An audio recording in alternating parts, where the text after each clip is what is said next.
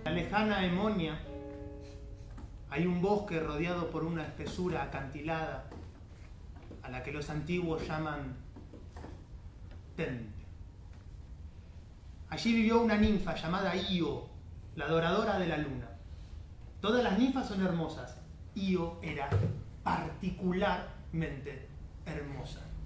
Y esta ninfa particularmente hermosa gustaba de dar caminos por el linde del bosque particularmente semidesnuda. Porque pensaba que nadie la iba a ver. Y nadie lo hubiese visto, de no ser que justo allí se posó la particular mirada de Júpiter, el rey de los dioses. Ustedes se preguntarán, de todas las cosas que tenía el soberano del universo para mirar en ese momento, volcanes, titanes, guerras, tenía que estar viendo justo a esa ninfa semidesnuda caminando por el linde del bosque. Porque Júpiter en aquel entonces era más conocido por sus pasiones que por ser el soberano del universo. Y miró a la ninfa un día y otro y empezó a arder de pasión, hasta que un día decidió bajar y hablarle. Descendió desde el Empirio y cuando estuvo frente a la ninfa, con su porte de rey del universo, le dijo: «Oh virgen digna de los dioses, feliz ignoro a quién has de hacer con tu lecho. Pero ahora, guárdate en las sombras del bosque y cuídate, oh, de la caricia del altísimo Febo». Io era algo inocente, pero pudo entender el significado que había detrás de estas edulcoradas palabras. Era algo así como: mira, allá hay unos bosques. Si querés vamos y nos damos unos besos. Y si no querés, vamos lo mismo. Io se asustó muchísimo y como no sabía qué responder, se puso a correr. Y empezó a correr para el lado del bosque. Júpiter no lo hubiese seguido, porque ya en esa época estaba el tema de la institucionalidad y el tema de que correteara una ninfa, él que era el soberano del universo. No lo iba a hacer. Pero ¿qué sucedió? A medida que corría, el pelo de la ninfa se iba alborotando, la poquita ropa que traía se iba cayendo y Júpiter no podía más. Ardía en deseos de abrazarla, entonces se transformó en una niebla densa y oscura. Y esa niebla densa y oscura envolvió a la ninfa. Vieron que a veces se dice que hay niebla, que es densa, que es peligrosa, hay que tener cuidado si uno maneja. Bueno, densa y peligrosa como esa niebla no hubo nunca. Porque así transformado, Júpiter empezó a abrazar a la ninfa, le daba besos vaporosos, la acariciaba, la desvestía, le iba tirando cada vez más contra los árboles. Y para no ser vulgar y usar palabras de Ovidio, ahí mismo Júpiter le arrebató el pudor. Un par de veces. Y ahí estaba Júpiter, en pleno arrebatamiento del pudor, cuando apareció en escena una diosa muy importante. Juno. ¿Por qué Juno era muy importante? Porque era la hermana de Júpiter. Pero aparte de ser la hermana, era la esposa. Porque Júpiter era un señor casado que hacía estas cosas. Y Juno, que sabía de las andanzas de su marido, y les aseguro que esta diosa de tonta no tenía un pelo, descendió también desde el Olimpo, y viendo esa niebla que se comportaba tan extraña, tan localizada, tan moviéndose así contra los árboles, pensó que su marido tenía algo que ver, sopló, la hizo disipar. Júpiter se dio cuenta que seguramente era su esposa la que estaba ahí, entonces rápido pensó y transformó a la ninfa en lo primero que le pasó por la cabeza.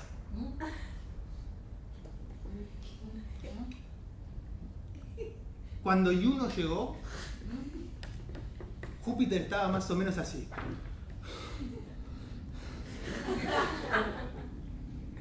Y Juno le hizo dos preguntas muy simples, que Júpiter no pudo responder. Le preguntó: ¿qué estás haciendo aquí y por qué estás abrazando una vaca?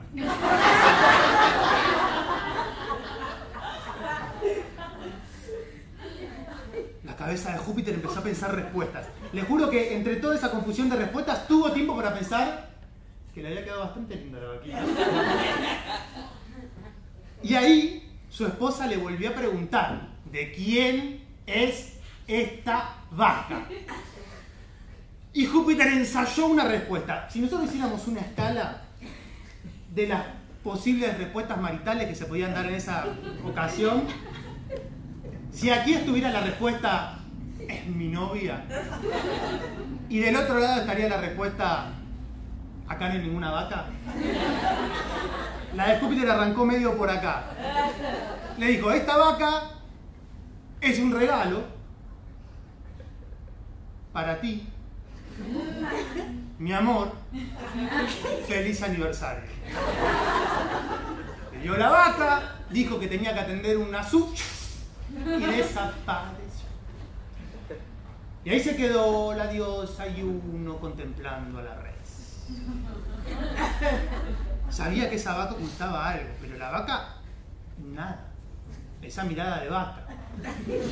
Intentó hacerle preguntas, sacarle el secreto, no pudo.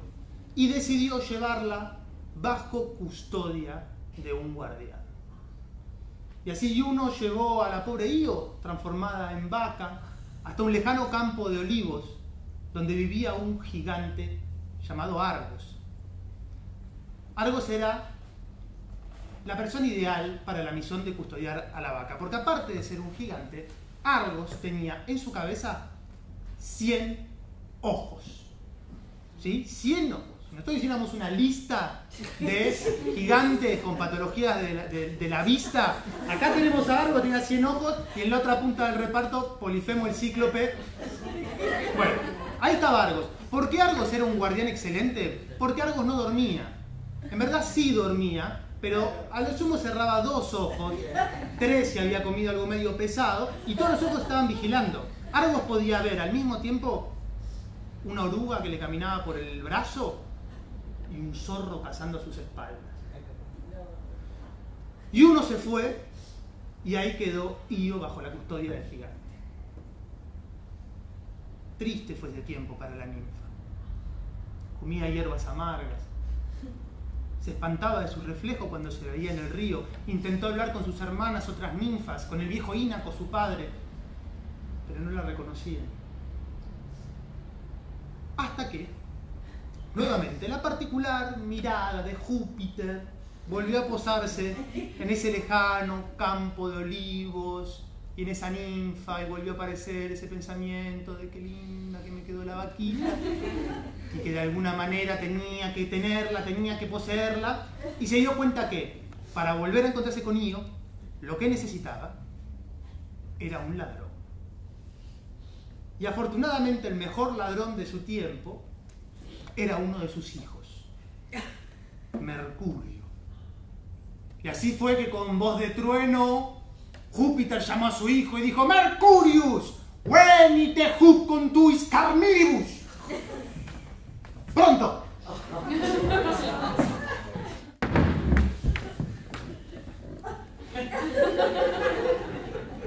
Y apareció Mercurio. Y Júpiter le contó cuál era la misión, que era muy sencilla. Tenía que robar a la vaca y de alguna manera escapar de la custodia de Argos. Esto era muy difícil, incluso difícil para un ladrón avesado como Mercurio. La única estrategia que quedaba era entretener y dormir al gigante. Así que Mercurio emprendió el viaje volando con sus sandalias aladas. Y llegó a ese lejano campo de olivos, se presentó delante del gigante Argos y con dulces palabras comenzó a contar y a cantar una enigmática historia. Un mamut chiquitito podía volar, movía las orejas pero no podía arrancar. Con un pájaro maestro se puso a aprender y pronto las orejas comenzó a mover. Volar, el mamut pudo volar y por el cielo viajar y desde arriba ver el mar, el mar. mar, el mar, el mar, el mar, el mar, el mar, el mar.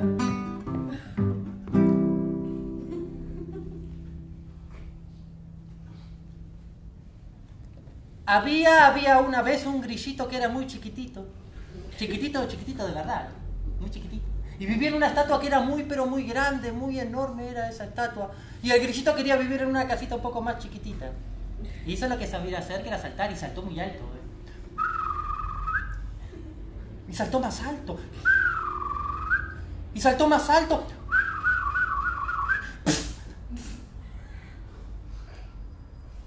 El grillito. Hasta que se cayó. Se cayó al lado de una casita que era redondita y chiquitita. Y en esa casita redondita y chiquitita el grillito se puso a cantar así. Cri, cri, cri, cri, mi casita está aquí. Cri, cri, cri, cri, cri, cri, mi casita está aquí. Cri, cri, cri, cri, cri, cri, cri, mi casita está aquí. Cri, cri, cri, cri, cri, cri, mi casita está aquí. Pero de la casita redondita y chiquitita salió una cabeza, ¡plá!, que tenía un pico, ¡plum! Y esa cabeza con ese pico dijo: no señor, no señor, esta es la casa del picaflor. No señor, no señor, no señor, esta es la casa del picaflor. No señor. El grillito se asustó tanto, pero tanto, pero tanto, que saltó muy alto. Y saltó más alto. Y saltó más alto. Hasta que se cayó. Se cayó al lado de otra casita que era redondita y chiquitita. Y en esa casita redondita y chiquitita el grillito se puso a cantar así. Cri, cri, cri, cri, mi casita está aquí. Cri, cri, cri, cri, cri, cri, mi casita está aquí. Cri, cri, cri, cri, cri, cri, mi casita está aquí. Cri, cri, cri, cri, cri, cri, mi casita está aquí. Pero de la casita redondita y chiquitita salió una cabeza, ¡plá!, que tenía 2 cuernos, ¡plá! Y esa cabeza con esos 2 cuernos dijo: no señor, no señor, esta es la casa del caracol. No señor, no señor, no señor, esta es la casa del caracol. No señor. El grillito se asustó tanto, pero tanto, pero tanto, que saltó muy alto. Y más alto, y más alto.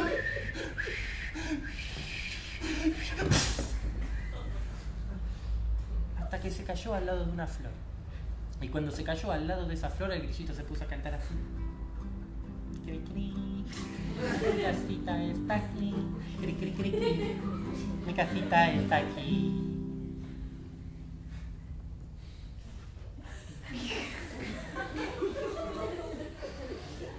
Cri, cri, cri, cri, cri, mi casita está aquí. Cri, cri, cri, cri, cri, mi casita está aquí.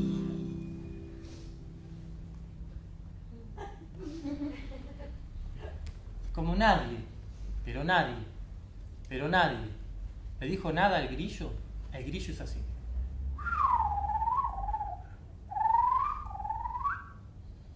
Y se metió dentro de la flor.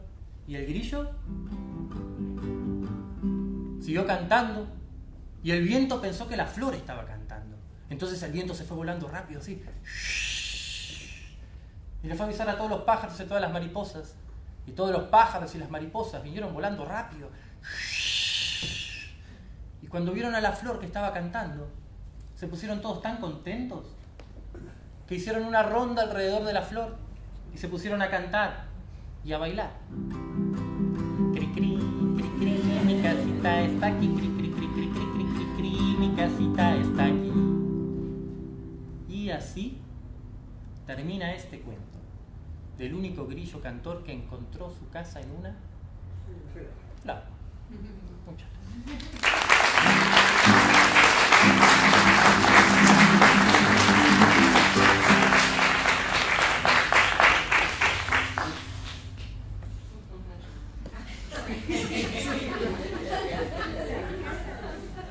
Argos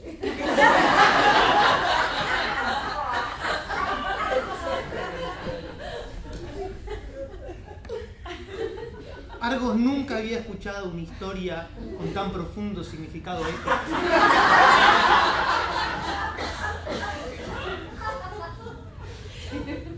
Y pensando en sus múltiples significados y y con las suaves palabras de Mercurio, uno a uno,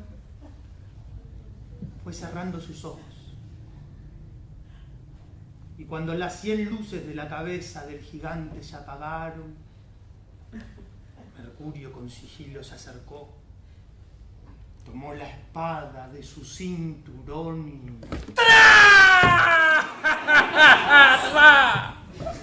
rebanó la cabeza del gigante, la tomó con sus manos y la tiró por un acantilado. Y estaba a punto de llevarse victorioso a la vaca cuando Juno, que había visto todo, descendió. Mercurio rápido se fue volando. Juno vio que habían matado a su gigante. Es verdad, Argos era un adefesio, pero era su adefesio.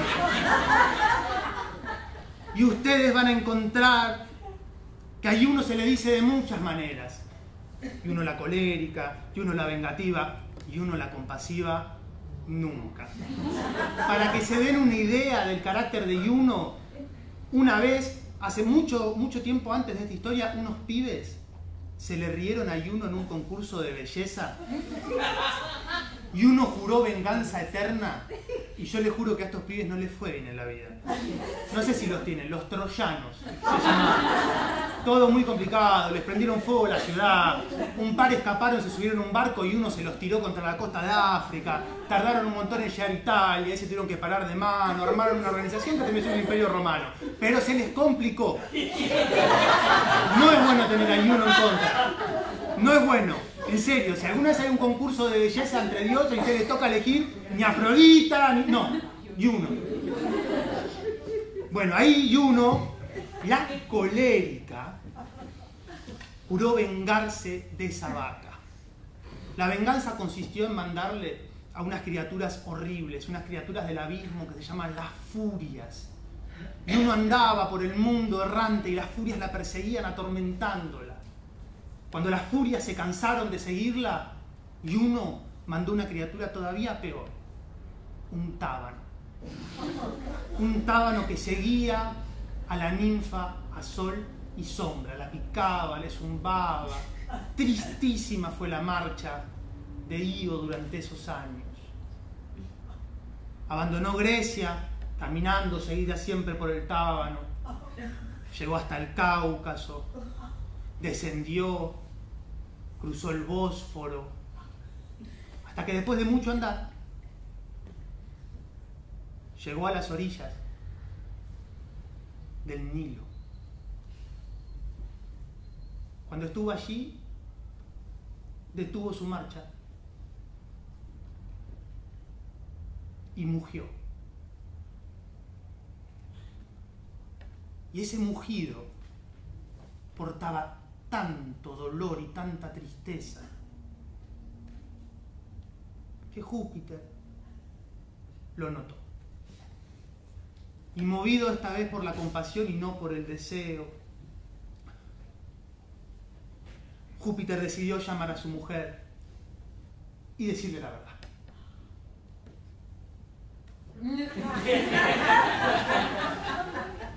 Una verdad.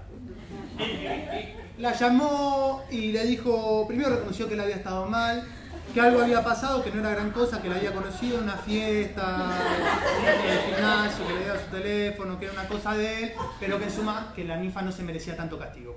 Y uno, les dije, de tonta, ni un pelo, no creyó nada de lo que dijo Júpiter, pero sí se dio cuenta que el castigo para la ninfa había sido suficiente.